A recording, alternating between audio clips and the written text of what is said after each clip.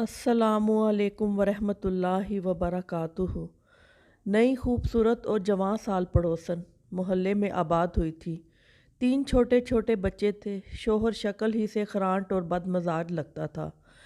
पड़ोसन की सूरत देखकर ही मोहल्ले के मर्दों की तमाम तर हमदर्दियाँ खातून के साथ हो गईं।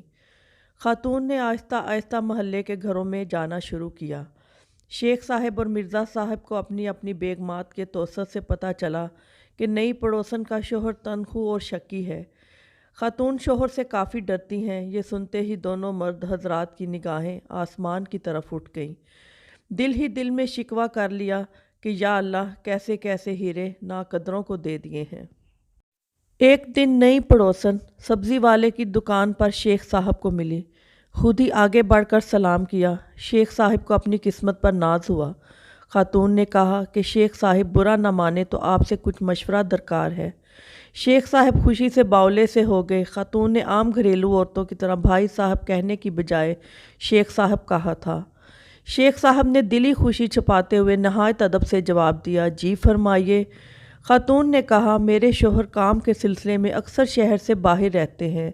मैं इतनी पढ़ी लिखी नहीं, बच्चों के स्कूल के एडमिशन के सिलसिले में रहनुमाई दरकार थी। खातून ने कहा कि यूं सड़क पर खड़े होकर बात करना मुनासिब नहीं। क्या आपके पास वक्त होगा तो चंद मिनट मुझे समझा दें ताकि मैं कल ही इनका दाखिला करवा दूं। शेख साहब चंद मिनट क्या सदियां बिताने को तैयार थे। फ़ौरन कहा, जी ज़रूर आइए। शेख साहब खातून के हमरा चलते हुए इनके घर में दाखिल हुए। अभी सोफ़े पर बैठे ही थे कि बाहर स्कूटर के रुकने की आवाज़ आई। खातून घबरा गई।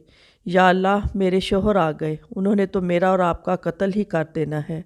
वो कुछ भी नहीं सुनेंगे। एक काम कीजिए, ये सामने कपड़ों का ढेर है, आप ये नीले या दुपट्टे का घूंघट निकाल कर बैठ जाएं और कपड़े इस्त्री करना शुरू कर दें। मैं कह दूंगी कि इस्त्री वाली मासी काम कर रही है।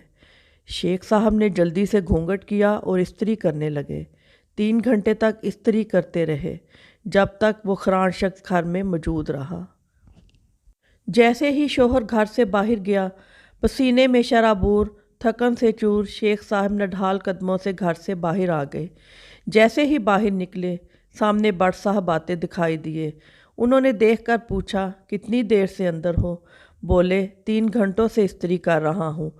बड़ साहब ने तासुब से देखा और बोले, जिन कपड़ों के ढेर को तुमने 3 घंटे में इस्त्री किया है, कल मैंने ही 4 घंटे बैठकर धोए थे। क्या तुम्हें भी नीला दुपट्टा ही उड़ाया था? आज की वीडियो आपको कैसी लगी कमेंट्स करके ज़रूर बताइएगा और अच्छी अच्छी वीडियो देखने के लिए चैनल को सब्सक्राइब भी कीजिएगा।